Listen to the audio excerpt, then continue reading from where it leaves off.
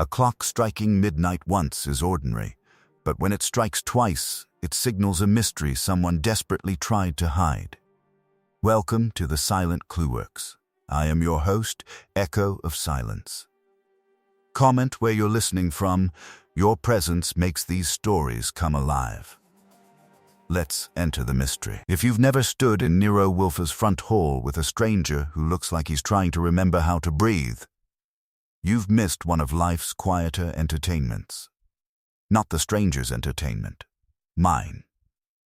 I was on the red leather chair where Fritz insists I rest my hat, and I'd just finished the afternoon mail with the usual harvest, bills, invitations Wolfe would scorn, and a letter from some charitable committee that would be answered by my silence. Wolfe was behind me in the office, not moving any more than the great bronze bust on the table.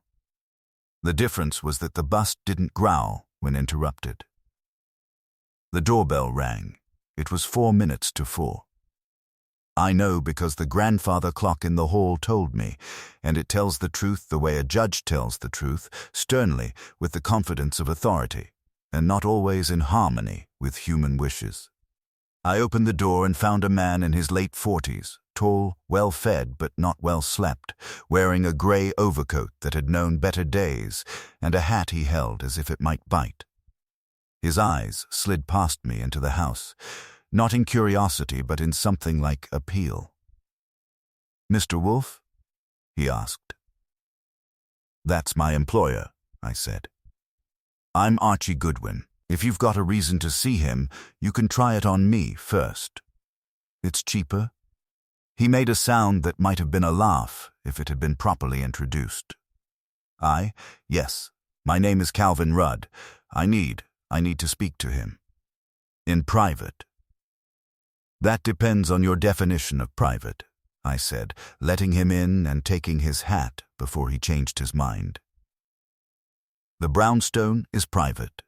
Inside it, nothing is." He followed me down the hall toward the office door like a man approaching a dentist. Wolfe's office was its usual cathedral of order, desk, orchid schedule on Wolfe's mind, books that had never been opened casually. Wolfe sat in his chair, hands folded on his belly, eyes half-lidded as if he were meditating on the corruption of humanity. When he saw Rudd, the lids lifted a fraction. "Mr. Rudd," Wolfe said, and I blinked. Wolfe didn't know everybody in New York, but he collected names the way Fritz collected recipes. To what do we owe the disturbance? Rudd stopped just inside the office, not sitting until I shoved a chair toward him with my foot. He sank onto it and held his hat in both hands like a shield. "You know me?" he managed. "I have read," Wolfe said. "You are connected with Rudd & Asher, the horological firm on 47th Street. You have been mentioned in the financial pages twice. You have also been described once as a man of taste." Rudd swallowed. "Taste. Yes. Mr. Wolfe, I came because of a clock." Wolfe's expression didn't change, but I could feel the air in the room adjust. Wolfe dislikes clocks as instruments, he likes them as objects. That's an important distinction in his theology. "A clock," Wolfe repeated. "A very particular clock," Rudd said. "A Brackenridge long case, English, 17th century. It belonged to my grandfather. It stands in my home, stood rather, in the front hall." I nodded toward our own grandfather clock in the hall outside and said, "We're familiar with the breed."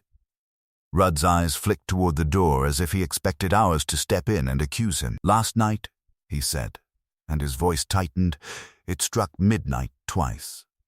I waited. Wolfe waited. Wolfe is better at it. "It struck 12, Rudd went on, as it always does. The house was quiet. My wife had gone upstairs. I was in the study. I heard it, and, this is absurd, I know, but I felt relieved. As if something had ended." Wolfe's eyes narrowed slightly. "Continue, sir." 3 minutes later, Rudd said it struck again, 12 strokes. Not the half hour, not a chime. 12, I whistled softly. That's either a very confused clock or a very determined one. Rudd didn't look at me. I went into the hall. The clock was open. Wolfe's fingers moved a millimeter, which for him is a gesture. Open? The panel, Rudd said. The access door. It's always locked. Always. The key is in my desk. The panel was open, and inside, his throat bobbed. Inside was a folded note. Wolfe said nothing. That's how he invites the rest. Rudd's hands tightened on the hat brim. The note said, "When midnight strikes twice, time is paid in full." I let that hang a second, and then said, "Sounds like poetry with teeth." Rudd exhaled shakily. This morning the clock was gone. That got my attention properly. It got Wolfe's too. In the only way Wolfe shows attention, his eyes became fully awake. "Stolen," Wolfe said. Rudd nodded, removed without noise, without forcing the front door, without leaving marks on the floor. "It's heavy, Mr. Wolfe." 2 men would struggle. 3 would grunt, yet it vanished. Wolfe's gaze went to me, not as a request but as a command that I take inventory of the obvious. I did. "Alarm system?" "We have one," Rudd said quickly. It was set. No signal. "No record of a breach, servants?" I asked. "A housekeeper by day. No one overnight but my wife and me." Wolfe's voice was mild, but it had an edge like a well-honed blade. "Mr. Rudd, you did not come here merely because an antique clock has been stolen." Rudd's face tightened, and for the first time I saw something under the fear, anger, and maybe shame. "No," he admitted. "The clock is worth money, yes. But that isn't it. That clock was the hinge. The note, Mr. Wolfe, it's a threat, it's a message. Someone is telling me I owe a debt." "A debt of what kind?" Wolfe asked. Rudd hesitated too long. Wolfe's eyes hardened. "If you wish my assistance, sir, you will be candid." Rudd's shoulders slumped. "A debt of silence," he said. "A debt of time. I don't know which. But I do know this. Whoever took that clock knows something I've kept hidden for 15 years. And they've decided it's time to collect." Wolfe leaned back a fraction, as if settling into a conclusion he had reached before the man arrived. "Very well," he said. "You have brought disorder to my house with a clock that has misbehaved. That is offensive. Also, his eyes flicked toward me, then back. It is interesting." I grinned. Wolfe didn't say interesting unless he meant I'm already in. He looked at Rudd. "Mr. Rudd, you will tell Archie Goodwin everything. Every name, every incident, every connection.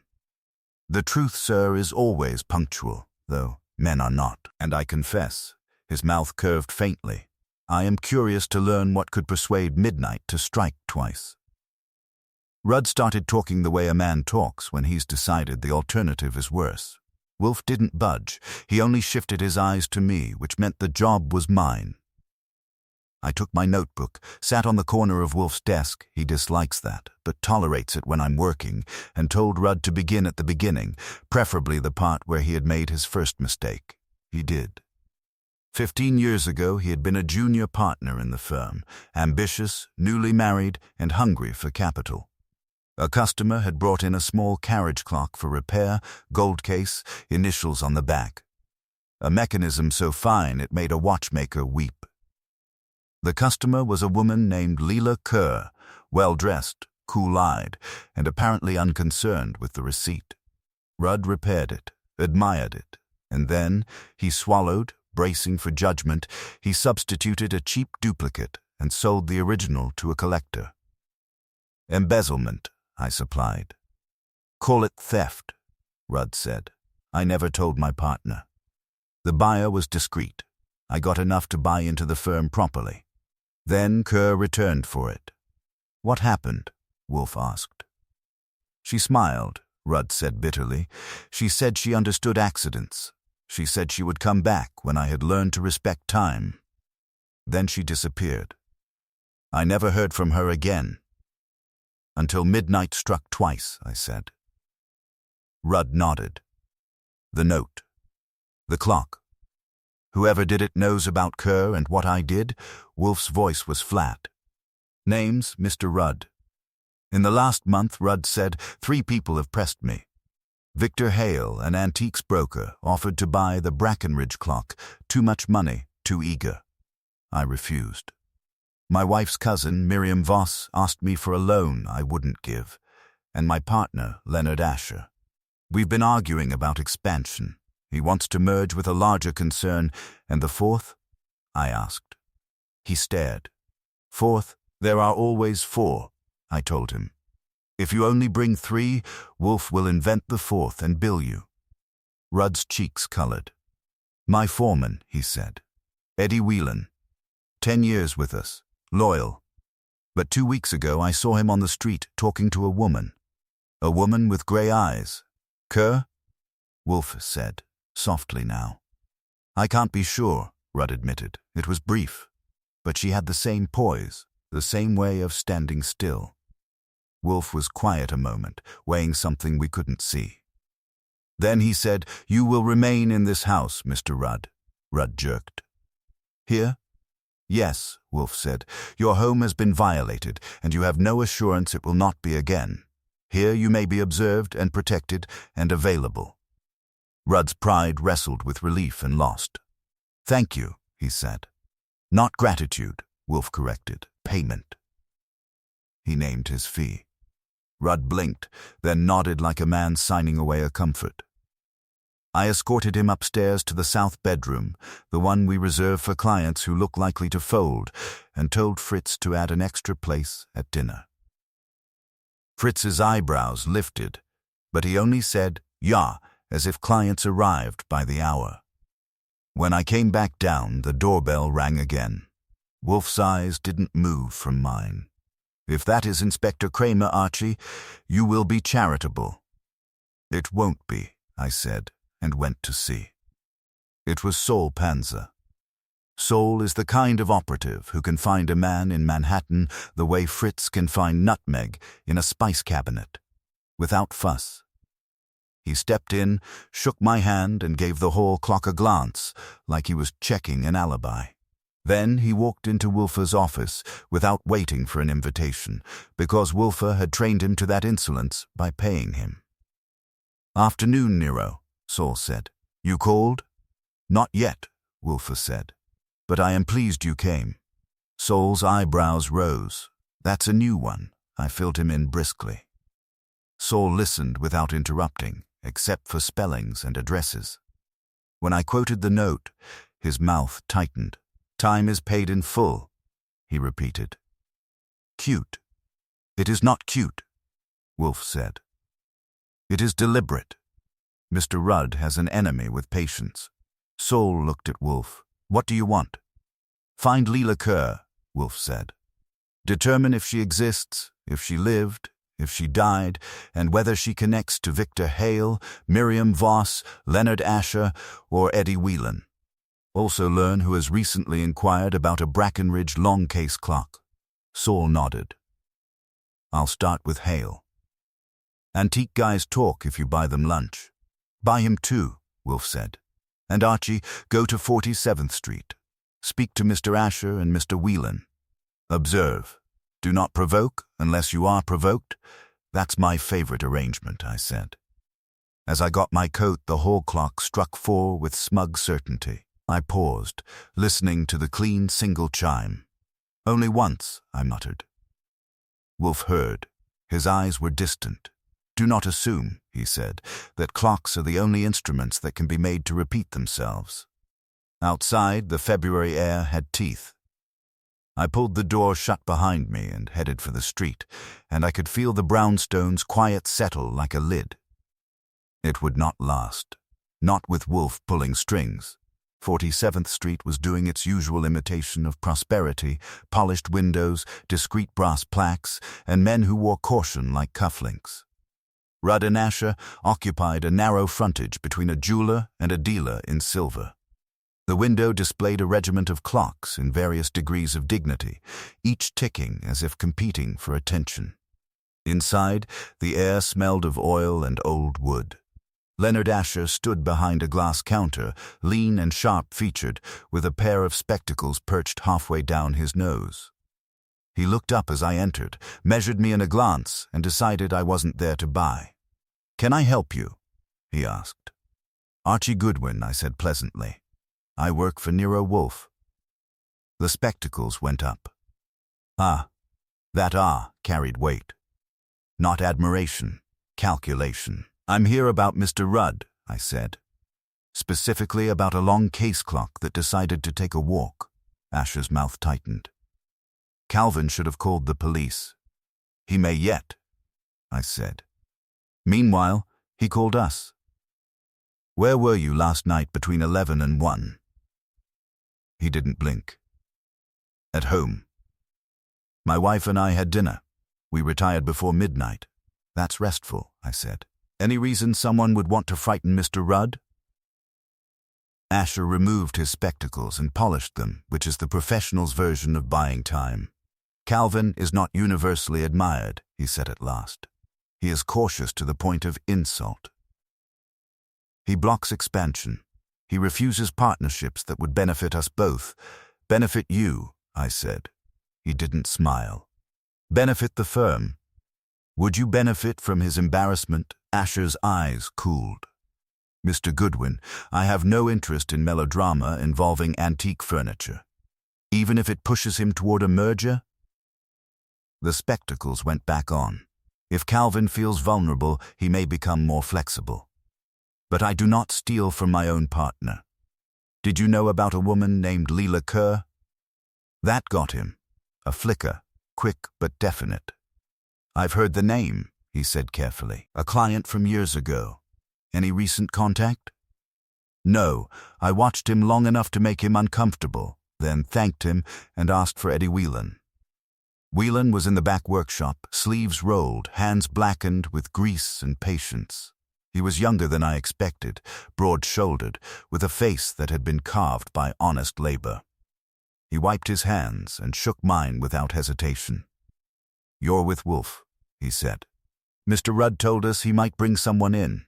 "He's upstairs at our place," I said. "Safe and grumpy." Whelan frowned. "Safe from what?" "From midnight," I said. "You were seen speaking to a gray-eyed woman 2 weeks ago." His shoulders stiffened. "On the street?" "That's the report." He hesitated. "Not guilt, fear of being misunderstood. She asked about a Brackenridge clock. Said she was researching family property. I told her to speak to Mr. Rudd, that's all. Name? She didn't give one. Description? Tall, dark coat, gray eyes, like you said. She knew her clocks. Did you tell Mr. Rudd?" "Yes," he seemed shaken. That was interesting. Rudd hadn't mentioned being shaken then. "Anyone else poking around?" I asked. Whelan shook his head. "Just Hale. He comes in sometimes, sniffing for pieces to flip." "Does he have keys?" "Not to the shop. Not to Mr. Rudd's house." I thanked him and left, stepping back into the afternoon traffic with more pieces than I'd started with, but no picture yet. Victor Hale's shop was 3 blocks down, dimmer and more theatrical. Hale himself was smooth as lacquer, with a smile that didn't commit to anything. He greeted me as if we were about to share a profitable secret. "Mr. Goodwin," he said, "to what do I owe the pleasure?" "You offered to buy a Brackenridge clock recently," I said. He spread his hands. "I offer to buy many things. It is my profession.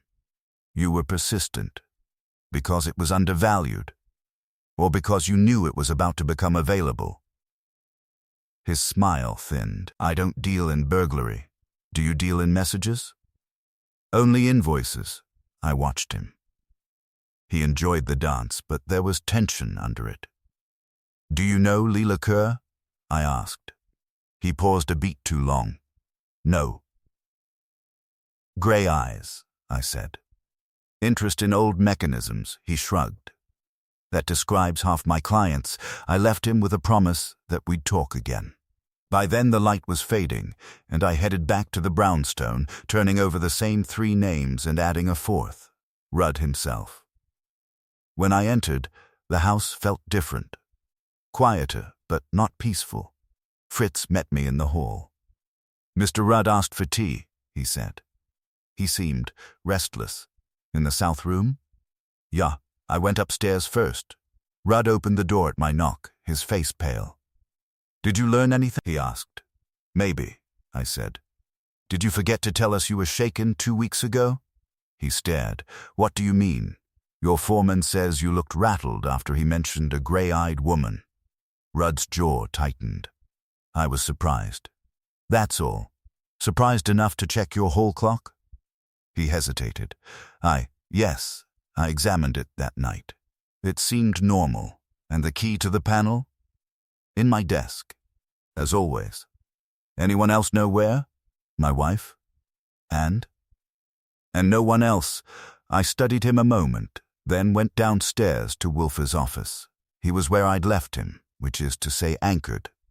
"Well?" he asked. I gave him the reports in order, without embroidery. When I finished, he closed his eyes briefly.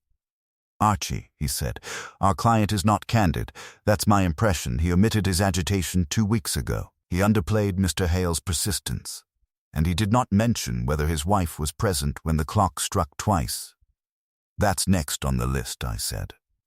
Before he could reply, the hall clock began to chime 6. Clear, steady, unimpeachable. We both listened. 6 strokes. Then, silence. Wolfe opened his eyes. "Tonight," he said quietly, "we shall observe Mr. Rudd observing time," and I knew the brownstone's peace was about to be tested again. Dinner was served at 7:30, as immutable as gravity. Fritz had outdone himself. Veal with capers, a salad that looked like it had been composed by a botanist, and a burgundy wolf treated with reverence. Rudd ate little. He kept glancing toward the hall as if expecting the clock to march in and accuse him between courses. Wolfe ignored him until the plates were cleared and coffee placed. Then he said mildly, "Mr. Rudd, you will describe precisely what occurred last night. No compression. No embroidery. Minute by minute." Rudd set down his cup. His fingers trembled against the porcelain. At 11:55 I was in my study, reviewing invoices. My wife, Clara, had already gone upstairs. At midnight the clock struck 12. I remember thinking it sounded louder than usual. "Louder," Wolfe repeated. "Yes, as if the house carried it differently. Windows open? No. Continue." 3 minutes later it struck again. 12 strokes. I thought I had miscounted. I went into the hall. The front door was locked. The alarm panel showed nothing. The clock's lower panel was open. "Light?" I asked. The hall light was on. "It's always left on at night." "And the note?" "On the inner shelf, just above the pendulum weights. Folded once you touched it," Wolfe said. "Yes." With bare hands, Rudd's mouth tightened. "I wasn't thinking of fingerprints." "Few men do," Wolfe murmured. "Your wife?" "She came down when she heard me moving about. She saw the panel open. She read the note. And her reaction? She said it was a prank. Did she believe that?" Rudd hesitated. "I don't know." Wolfe's eyes sharpened. "Mr. Rudd, you are uncertain of your wife's convictions?" Rudd flushed. "We have had disagreements. Regarding money, the firm. My refusal to expand. She believes I am overly cautious. Does she know of Lee Liqueur?" Rudd's gaze dropped. "No. Not even in confidence?" "No." Wolfe leaned back, fingers interlaced. "And this morning?" "At 7 I came down. The clock was gone." "Gone how?" I asked. "Door ajar? Scratches on the floor?" The front door was still locked. No damage, no marks on the wood. It was as if it had evaporated. "Did you examine the alarm system?" "Yes, no record." "Who else has keys to your house?" I asked. "Only Clara and me. No servants with access?" "The housekeeper has a key for daytime, but she leaves it in a drawer when she departs. She does not stay overnight." Wolfe nodded slowly. "Archie, that was my cue." I rose. "I'll visit the scene." Rudd stiffened. "Now?" "Yes," Wolfe said. Before imagination has time to rearrange memory, Rudd stood. "I'll go with him." "No," Wolfe said at once. "You will remain here."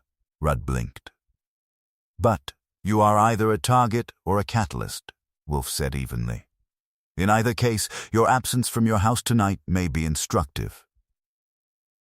Rudd swallowed, then nodded. I collected my coat and left, taking a cab uptown. Rudd's house was a respectable brick structure with a narrow stoop and brass fittings, polished to within an inch of their dignity. The porch light was on. A woman opened the door before I could ring. Clara Rudd was composed in a way that made you suspect rehearsal. She had dark hair pinned precisely and eyes that assessed before welcoming. "You're Mr. Goodwin," she said. Not a question. "Yes, ma'am." "Your husband is safe and fed." "Good.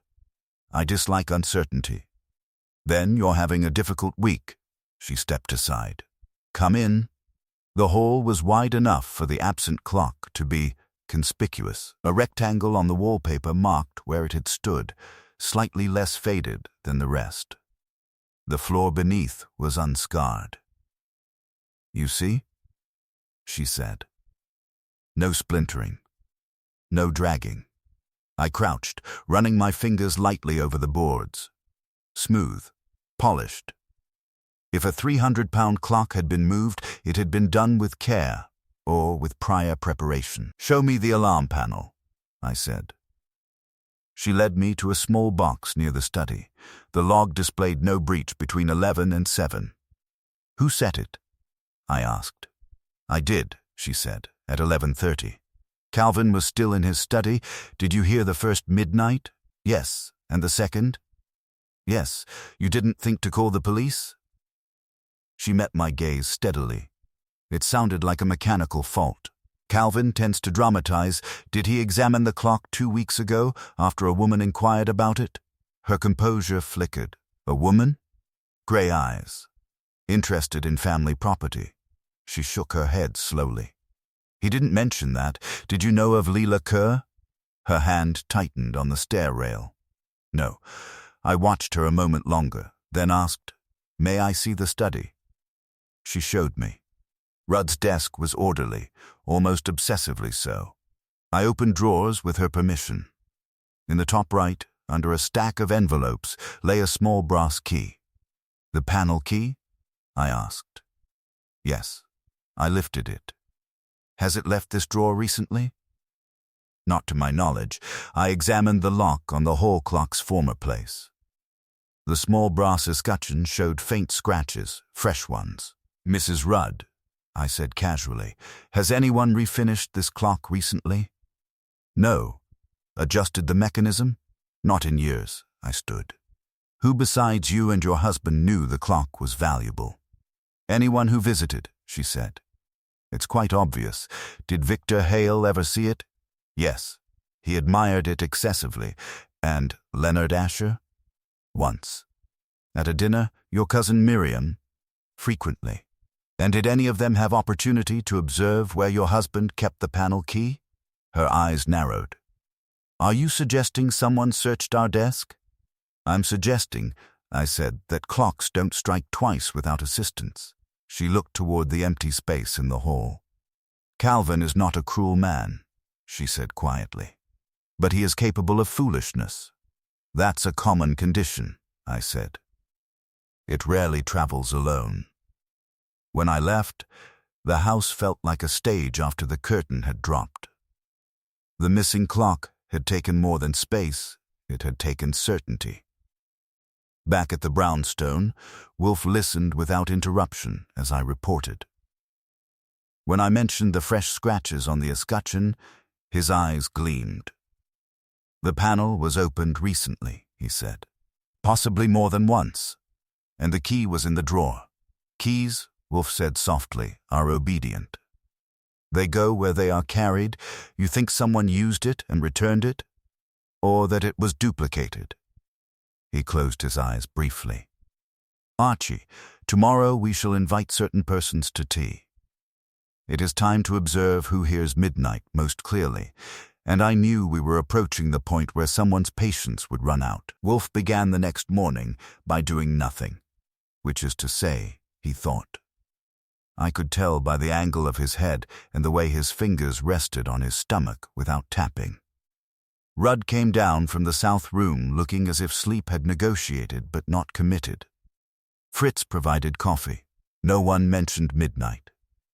At 9:30 Wolfe instructed me to telephone Leonard Asher, Victor Hale, Miriam Voss, and Eddie Whelan.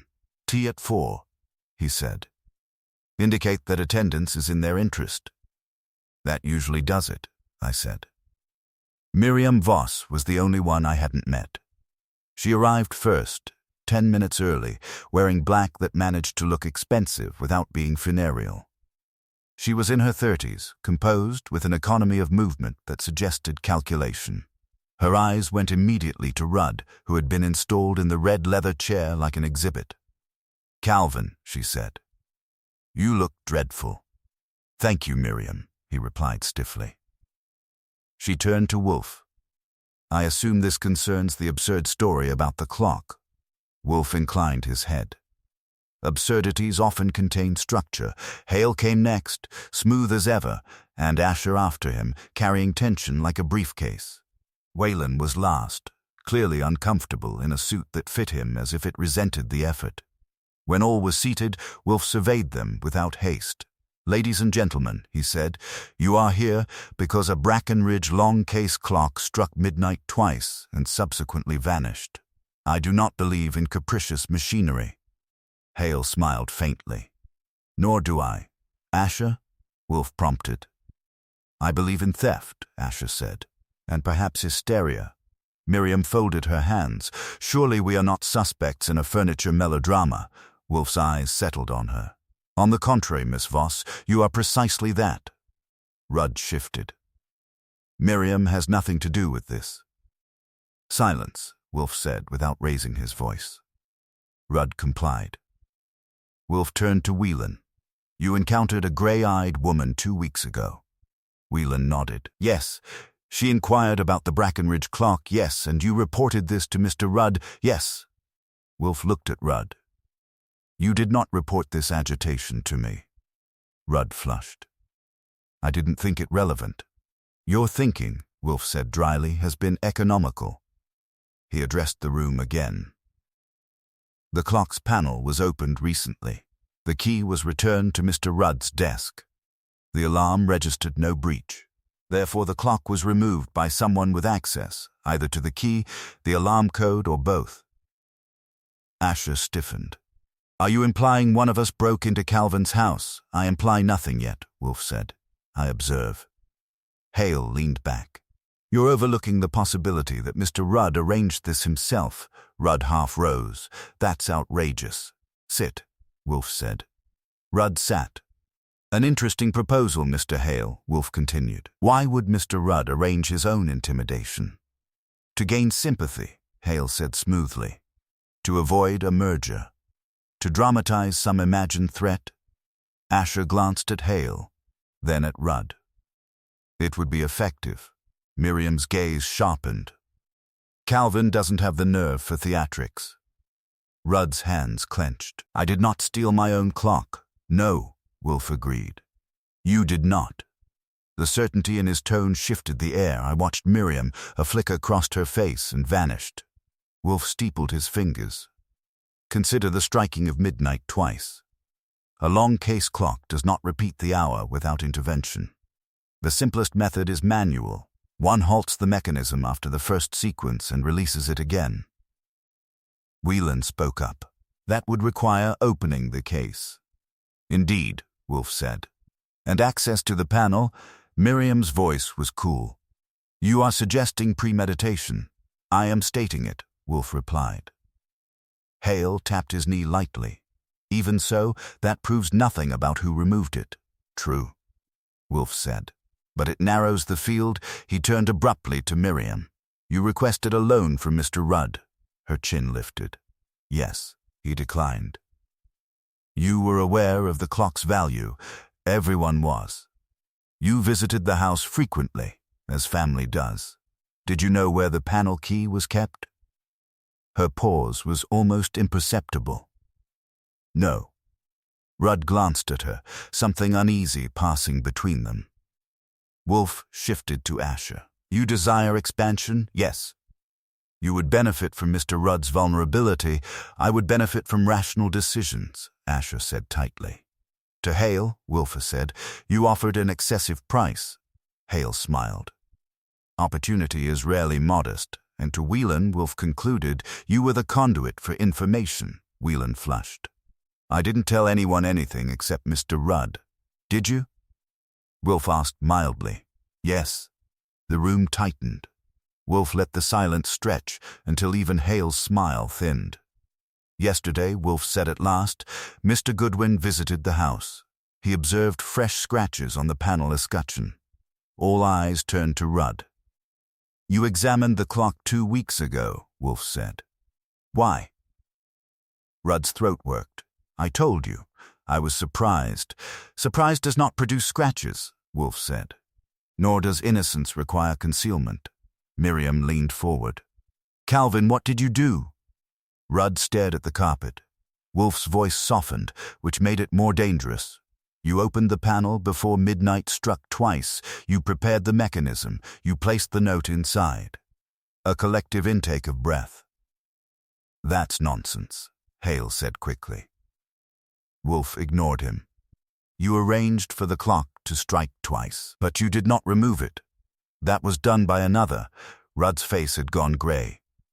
I only meant to. To what? Asher demanded. To prove something, Rudd whispered. Wolfe nodded once. Precisely. The question is, to whom? The room had shifted from accusation to revelation, but the central absence remained.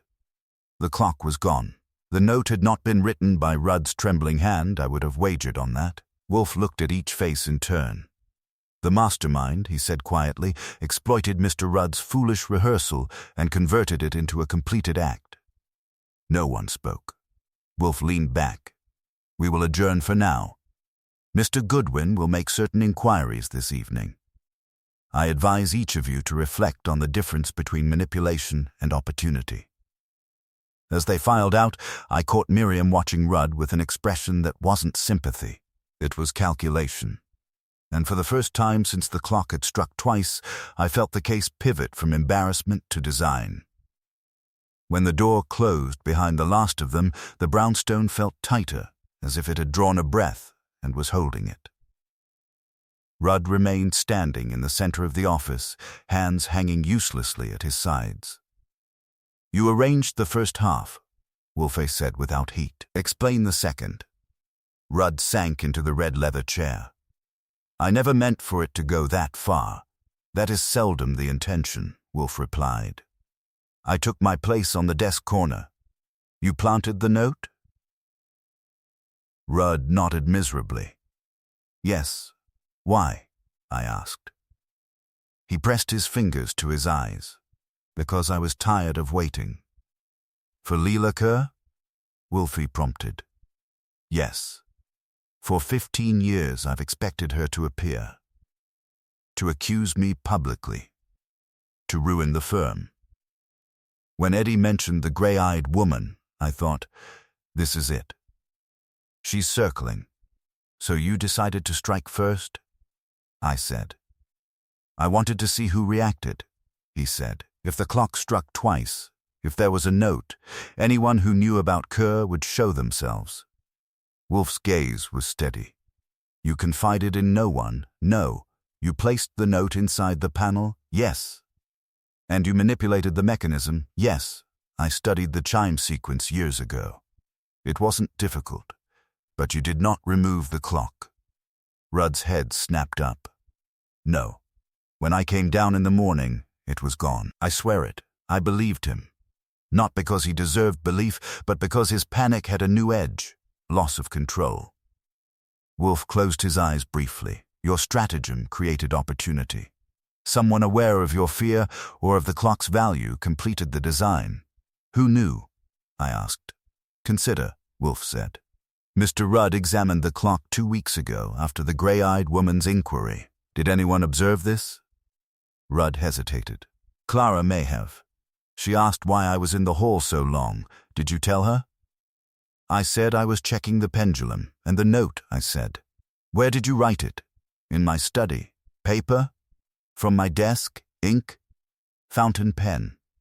Wolfe opened his eyes. Archie, retrieve the note. I did. It lay in an envelope on Wolfe's desk, handled carefully. I unfolded it. The script was firm, deliberate. When midnight strikes twice, time is paid in full. You wrote this? I asked. Rudd swallowed. Yes, I handed it to Wolfe. He examined it without touching the surface directly. The phrasing, he said, is not that of a frightened man improvising. Rudd's voice faltered. I considered it. Indeed, Wolfe murmured. Archie, compare it to a sample of Mr. Rudd's current handwriting. I fetched a sheet and had Rudd write the sentence again.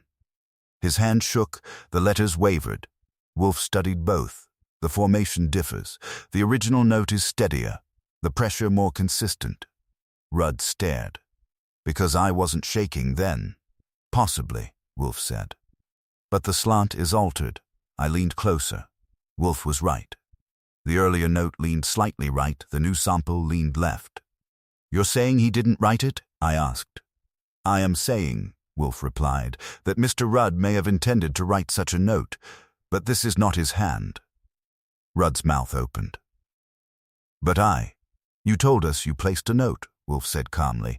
Did you examine it closely last night? Rudd blinked. No, I assumed. You assumed, Wolfe said, that your rehearsal had proceeded as planned. A chill moved through me. So someone replaced his note? Or anticipated it, Wolfe said. Rudd gripped the chair arms. That's impossible. On the contrary, Wolfe said, it is elegant. I thought it through. If someone knew he intended to stage the double strike, they could prepare their own note, swap it. Then remove the clock after he'd created the disturbance. Precisely, Wolfe said. Rudd's breathing quickened. But no one knew. Wolfe's eyes rested on him. Are you certain? Rudd looked stricken. Clara, your wife observed your agitation, Wolfe said. She knew of the gray-eyed woman? No, I didn't tell her. But she saw you examine the clock. She may have inferred more than you intended. Rudd shook his head weakly. Clara wouldn't. Wouldn't what? I asked. Protect herself? Protect the firm? Protect you? Wolfe raised a hand. Speculation must yield to fact. Archie, this evening you will revisit the Rudd residence. Again? Yes. Examine the study desk for impressions, indentations from previous writing. If Mr. Rudd composed a draft note and someone removed it, the desk blotter may reveal pressure marks. I grinned despite myself. You're assuming he practiced. He is a cautious man, Wolfe said. He would not trust a single draft. Rudd looked as if he might faint. And the alarm? I asked. Also reconsidered, Wolfe said. If Mrs. Rudd set it, she knows the code, and if she let someone in, or left a door unsecured briefly, Wolfe said. Rudd surged to his feet. This is madness. Clara is loyal. Wolfe regarded him coolly. Loyalty and desperation are not mutually exclusive. Silence fell. The clock in the hall ticked with steady indifference. Archie, Wolfe said softly, there is one further matter.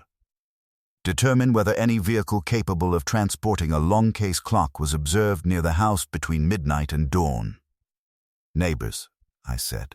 Yes. Discreetly. Rudd sank back down, pale.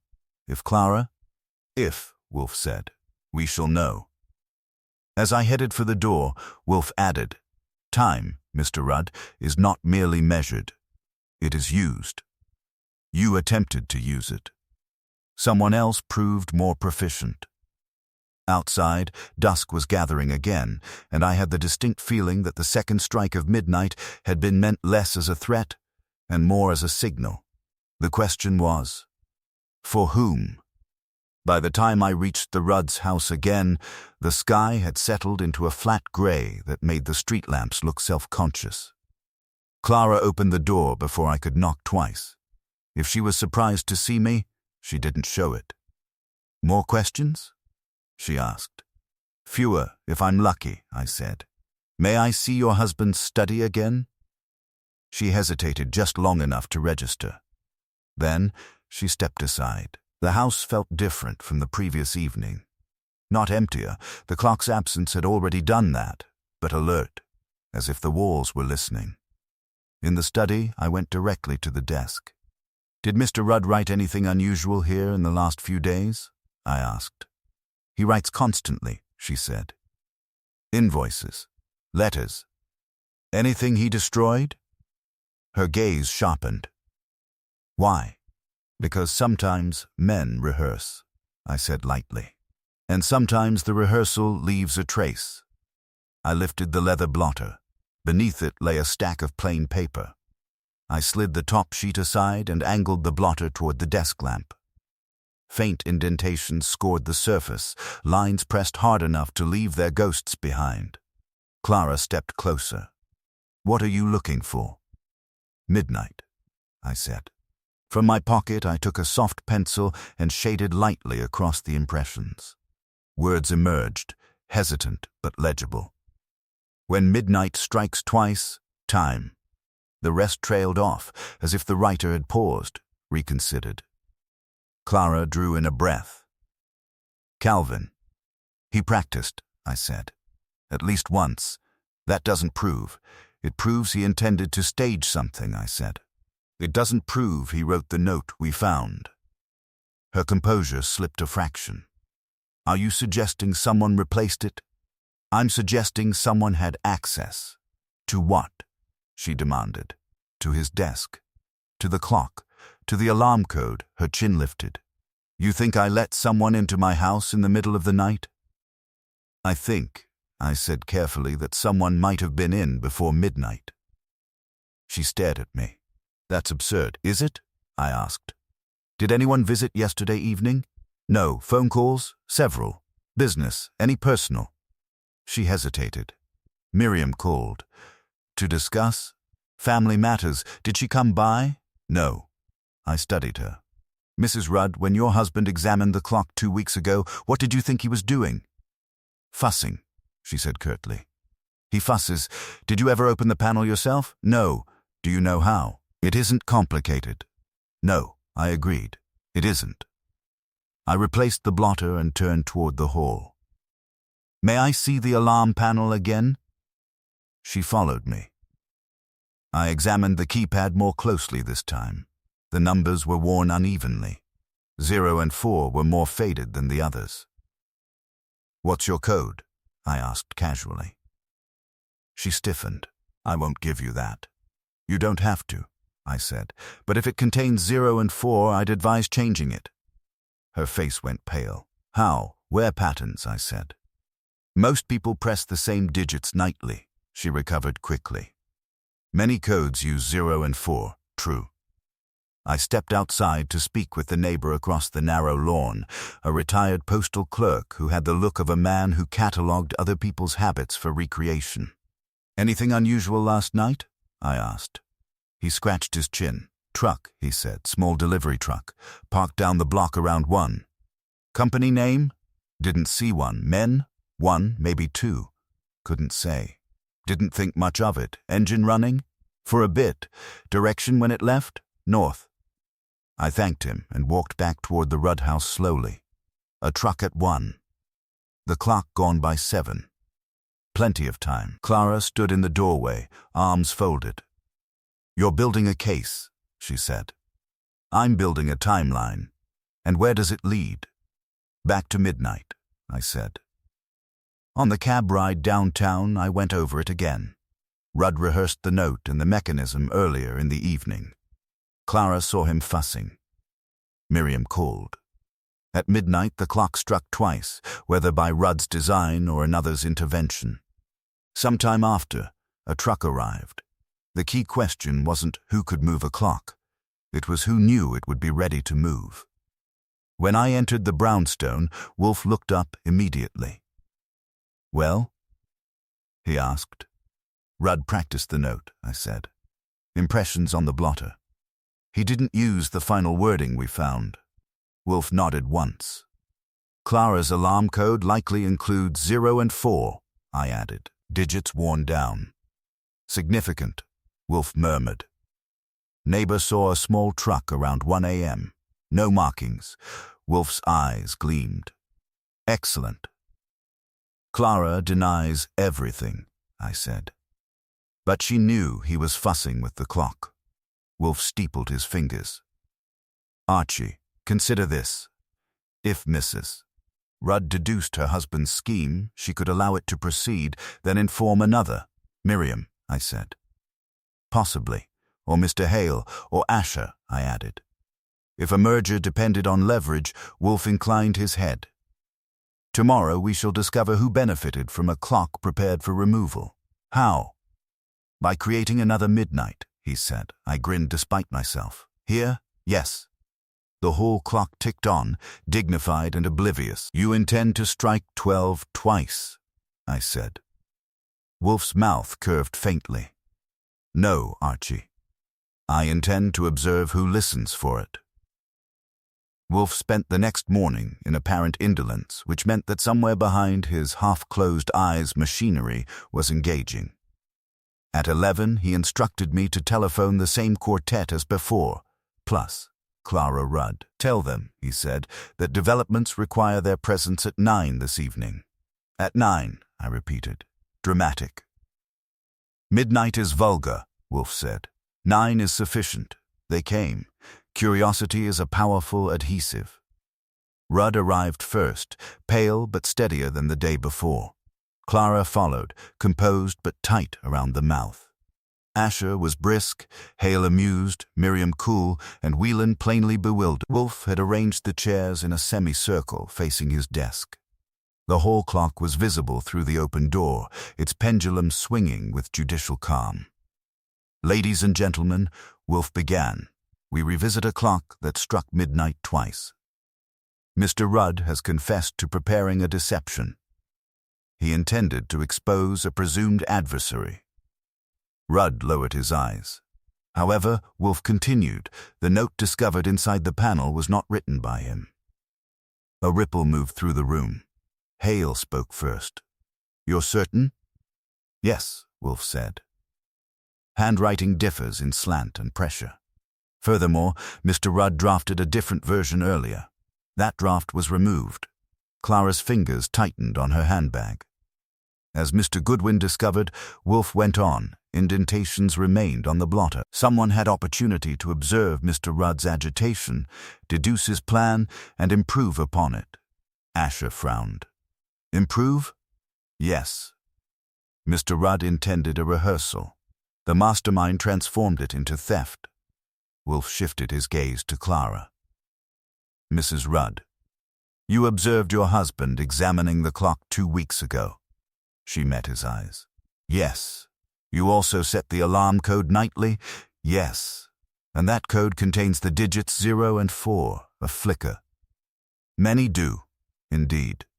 But wear patterns indicate frequent use. Miriam leaned forward slightly. Are we here to discuss keypad etiquette?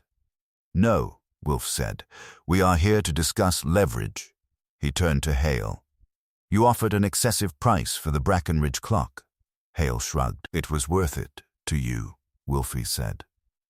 Because you had a buyer. Hale's smile thinned. Speculation. Not entirely. Sol Panzer has been industrious. A private collector in Boston recently expressed interest in a Brackenridge long case. Through an intermediary, your firm, Hale's eyes hardened. Collectors inquire. That is not a crime, no, Wolfe agreed. But arranging for a small, unmarked truck to idle near Mr. Rudd's residence at 1 a.m. suggests preparation. Asher stiffened. Truck? The neighbor observed it, Wolfe said calmly. All eyes went to Hale. He did not move. You did not know, Wolfe continued, that Mr. Rudd had staged the double chime. You learned of it because someone informed you earlier in the evening. Silence. Wolfe's gaze shifted, deliberate and precise, to Clara Rudd. She held it for a heartbeat too long. Mrs. Rudd, Wolfe said, you deduced your husband's intention. You saw him draft the note. You recognized that his foolish stratagem might produce precisely the disturbance necessary to remove the clock without immediate suspicion. Rudd half rose. Clara. Sit, Wolfe said softly. Clara's composure fractured. You have no proof. I have sequence, Wolfe replied. You telephoned your cousin Miriam that evening. She denies visiting but confirms the call. You did not contact the police after the second chime. Instead, you waited. Miriam spoke sharply. Are you accusing us of collusion? Not you, Wolfe said. Mrs. Rudd did not require family assistance. She required a buyer. Hale's jaw tightened. Careful, Wolfe ignored him. Mrs. Rudd, you were aware of Mr. Hale's persistent interest in the clock. You knew he had means to transport it discreetly. You informed him that the panel would be open and the alarm code accessible. Clara's voice trembled. I never gave him the code. You did not need to, Wolfe said. You disarmed the system briefly. Rudd stared at her, horror dawning. You.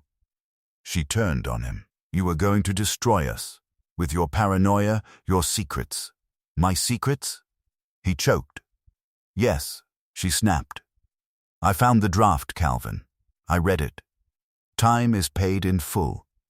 I knew about the woman. I knew you had done something. I was not going to watch you unravel the firm. So you sold the clock? Rudd whispered. I protected our future, she said fiercely. Hale rose abruptly. This is outrageous. Wolfe's voice cut through. Sit down, Mr. Hale. Your involvement is commercial, not marital. Hale hesitated, then sat. You arrived at 1 a.m., Wolfe continued. Mrs. Rudd admitted you. The panel was already open from Mr. Rudd's rehearsal. You removed the clock. In exchange, she received consideration. Clara's shoulders sagged. It was a loan, she said weakly. Against stolen property, Wolfe replied. Rudd's face had gone ashen. Why didn't you tell me? She looked at him, eyes bright. Because you would have confessed everything. About the other clock. About Kerr. You would have destroyed us. Wolfe inclined his head. Ah. We returned to Leela Kerr. The room tightened again. Mr. Rudd, Wolfe said, did you truly believe 15 years of silence signified patience? It signified indifference. Miss Kerr died 3 years ago. Rudd stared. Died? Yes, of natural causes. Saul confirmed it. The words hung heavy. You were haunted by a ghost of your own making, Wolfe said. Mrs. Rudd, perceiving instability, acted decisively, if illegally. Hale stood again, more cautiously. If this is an accusation I demand, you will demand nothing, Wolfe said, suddenly cold. You have already arranged to return the clock. Hale froze. Wolfe's eyes glinted. When Mr. Goodwin visited your shop this afternoon, he observed a tall crate recently delivered to the rear. Its dimensions were suggestive. Hale's silence was confirmation enough. The clock will be returned tonight, Wolfe said. In exchange for my discretion regarding your participation, Hale swallowed. You can't prove. I do not require proof, Wolfe said. I require compliance. The hall clock began to chime 9. Once. Twice. 3 times, steady, unambiguous. No one breathed. When the 9th stroke faded, Wolfe leaned back. You see, he said quietly, midnight need not strike twice to reveal folly. Time is impartial, it merely waits. And in the stillness that followed, it was clear that the clock's disappearance had been less about debt than about fear, and who was willing to profit from it. For a long moment after the 9th stroke faded, no one moved. The pendulum in the hall resumed its steady arc, as if to remind us that ordinary time had not been suspended for our benefit. Hale was the first to recover. You're bluffing, he said, but the lacquer had peeled off his composure. Wolfe did not raise his voice. Mr. Hale, at this moment a certain crate remains in your rear storeroom. It was delivered this afternoon by a driver whose description matches that of the man observed near the Rudd residence. The crate is tall, reinforced at the corners, and inadequately disguised as architectural salvage. I suggest you consider the inconvenience of police attention. Hale's gaze flicked toward the door, calculating distances. You have no warrant. I have something better, Wolfe replied. An understanding. You will telephone your man. The clock will be returned before midnight. Quietly. In exchange, Mr. Rudd will decline to pursue charges. All eyes shifted to Rudd. He looked shattered, but something in him had hardened. If the clock is returned intact, he said hoarsely, I will not press charges. Clara turned to him sharply. Calvin. He did not look at her. Intact, he repeated. Hale hesitated one heartbeat too long. Then he reached into his pocket and withdrew a cigarette case instead of a weapon, which told me he'd decided discretion was cheaper than defiance. I'll make the call, he said. Here, Wolfe said. Archie will accompany you to the hallway extension. I rose and gestured. Hale walked ahead of me, not quite steady. In the hall, beneath the implacable clock, he dialed. His voice was low, controlled. Yes, bring it back. Now. Same place, no delays. He hung up and looked at me. Satisfied? Temporarily, I said, and escorted him back. When we re-entered the office, the atmosphere had shifted from accusation to aftermath. Clara sat rigid, hands clasped. Miriam watched her with an expression that was no longer calculation but distance. Asher looked thoughtful, as if revising long-term strategies. Wellen appeared simply relieved that the universe had not collapsed entirely. Wolfe addressed Clara. Mrs. Rudd, your motive was fear of exposure and financial instability. Your method was opportunistic exploitation of your husband's folly. Do you contest this? She lifted her chin. I contest your moral superiority. Wolfe's mouth curved faintly. I have none. Only clarity. Rudd finally turned to her. You could have spoken to me. And you? She shot back. Would you have told me about Leela Kerr, about the theft that built your partnership? The word theft hung in the air like a bell not yet struck. Asher stared at Rudd. You stole from a client? Rudd's shoulders sagged. 15 years ago, and never told me, Asher said quietly. I intended to repay. You intended to forget, Asher cut in. Wolfe interposed gently. The past is not our present concern, unless you wish to make it so. Silence followed. Then Rudd spoke, low but firm. The firm will compensate the Kerr estate, with interest. Asher studied him, then nodded once. That will be arranged. Clara's composure faltered again, but this time it was not defiance, it was exhaustion. You risked everything, Rudd said to her. So did you, she replied. Wolfe allowed the exchange to stand without comment. He turned to Hale. You will remain until confirmation arrives that the clock is en route. Hale inclined his head stiffly. Minutes passed with oppressive slowness. The hall clock ticked, imperturbable. At 9:45 the doorbell rang. I went. Through the frosted glass I saw the outline of 2 men and a tall shape between them. I opened the door. The crate was as Wolfe had described, tall, reinforced, smelling faintly of fresh pine and gilt. The men avoided my eyes. Inside, I said. We maneuvered it into the hall, beneath the vacant rectangle on the wallpaper.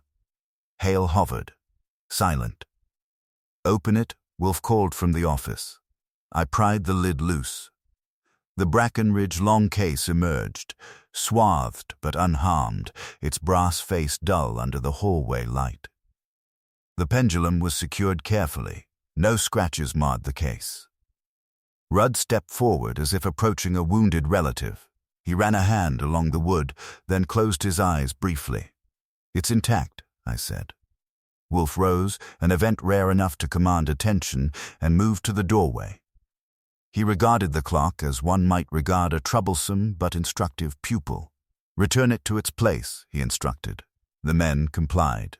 When the clock stood once more against the wall, the house seemed to exhale. "Set it," Wolfe said. Rudd adjusted the hands. 10 minutes to 10. He released the pendulum. It began its steady swing. We waited. At precisely 10, the clock struck.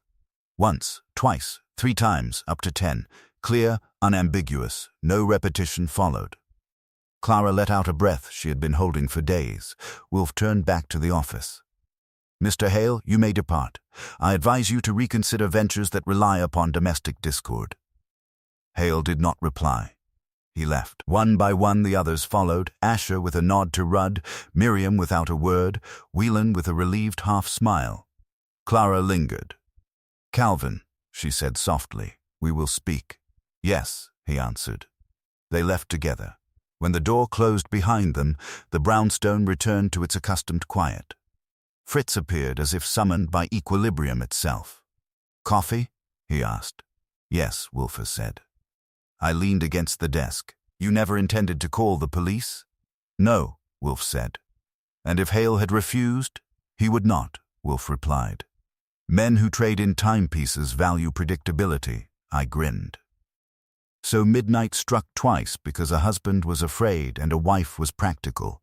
Wolfe settled back into his chair. "Because fear invites exploitation, Archie. And because guilt seeks rehearsal, the hall clock ticked on, singular and sufficient. Outside, the city moved through its hours without duplication.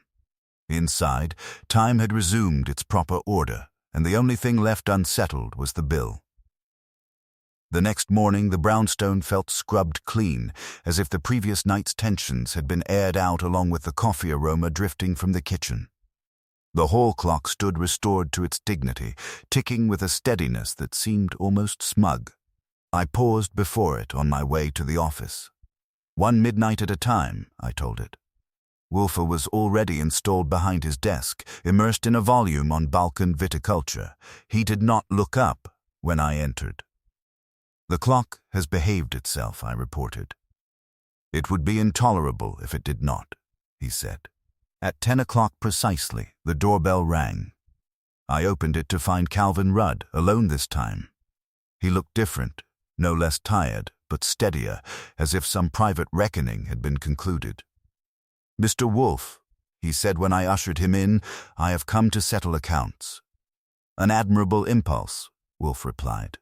Rudd remained standing until I nudged a chair toward him. He sat. "My wife and I spoke at length," he began. "We will not pretend nothing happened, nor will we pretend the firm can continue as if my past has no weight." Wolfe inclined his head slightly. "Prudence at last. I will compensate the Kerr estate," Rudd said. "Leonard Asher and I have agreed to restructure the partnership. Full disclosure between us." "And your wife?" I asked. Rudd's mouth tightened. Clara believed she was preserving our future. She acted without scruple, but not without logic. Wolfe's eyes sharpened. "Logic untempered by ethics is opportunism." "Yes," Rudd said quietly. "We have both been guilty of that." He reached into his coat and withdrew an envelope. "Your fee." Wolfe did not extend a hand. "Mr. Goodwin." I accepted it and placed it on the desk. It had agreeable thickness. "There is one more matter," Rudd said, hesitating. "The note." Wolfe's gaze settled on him. "I did not write the one you found," Rudd said. "But I confess I had considered the phrase 'time is paid in full.' I told no one." "Yet Clara repeated it last night." I raised an eyebrow. "Repeated it?" She said, "You were going to claim time was paid in full."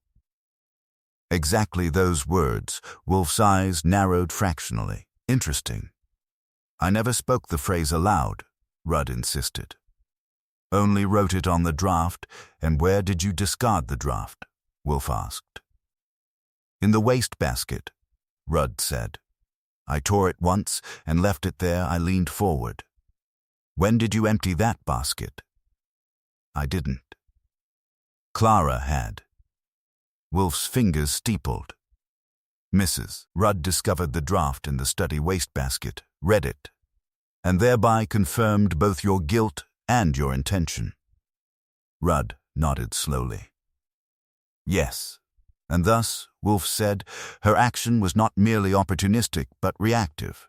She feared exposure not because of imagination but because she possessed evidence. Rudd looked stricken. I never meant for her to know.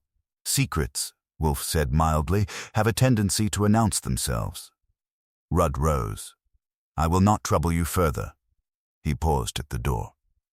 Mr. Wolfe, if Leela Kerr truly died without confronting me, then the only accuser was myself.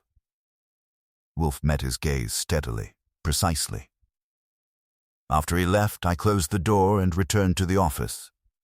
You knew about the wastebasket, I said. I suspected, Wolfe replied. It explains Mrs. Rudd's certainty. She was not guessing, she was responding to tangible proof. And Hale? I asked. He will be more cautious, Wolfe said. Men who profit from domestic fissures prefer them unseen. I leaned back. You could have exposed them both, yes, but you didn't. Wolfe's shoulders shifted in what passed for a shrug.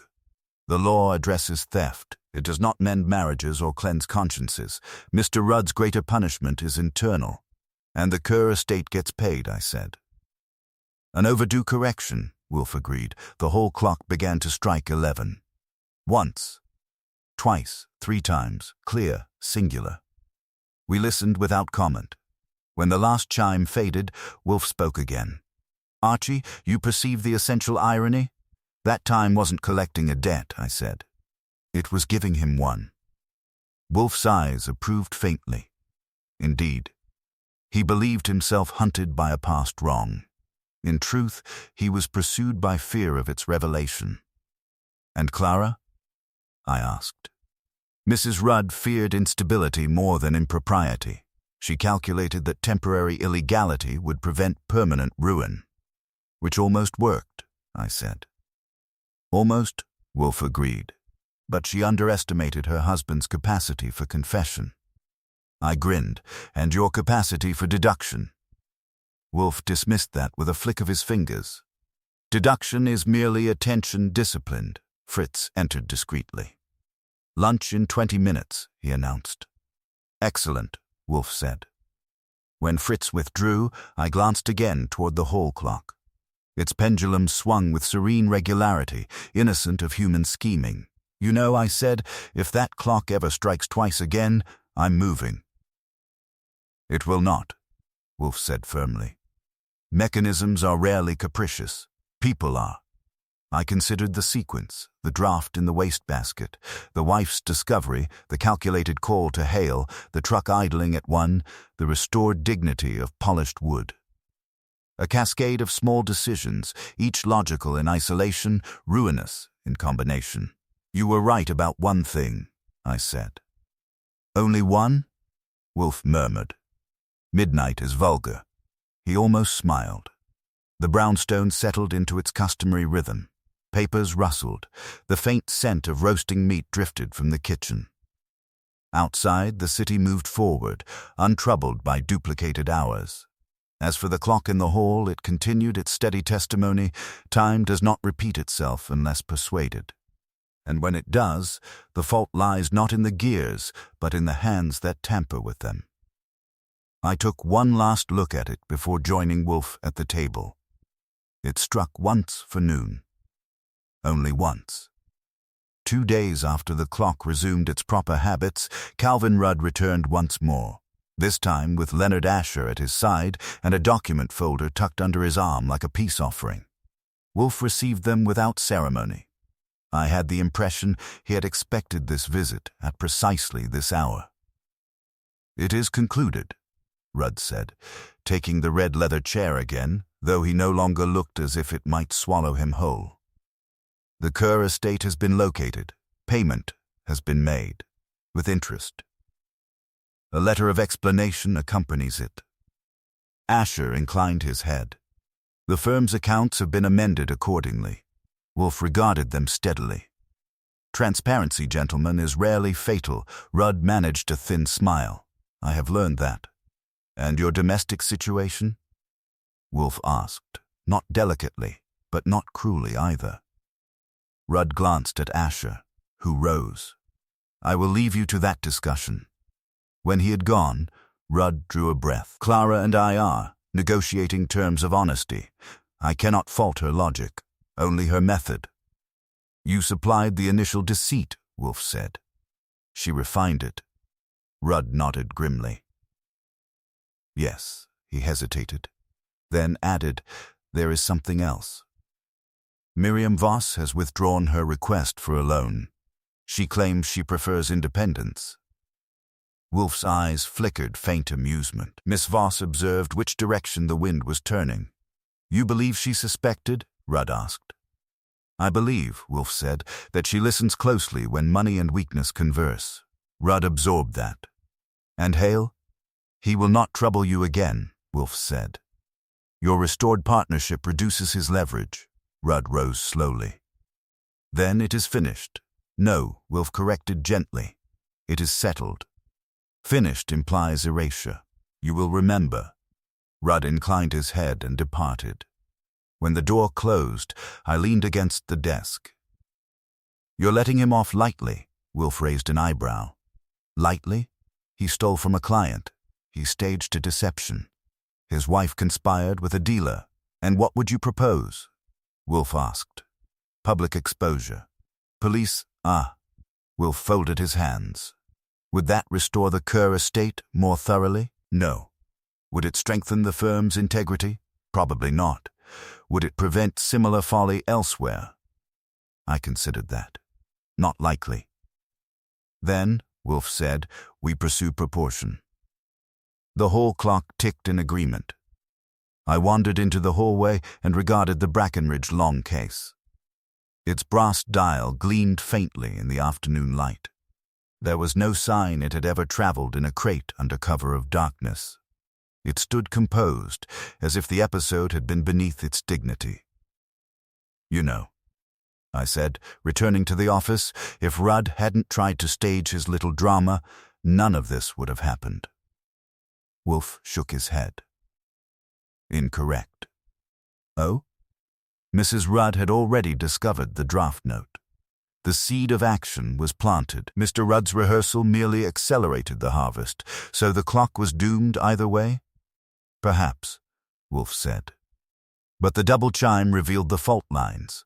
Without it, the theft might have been subtler, explained as a burglary, an accident.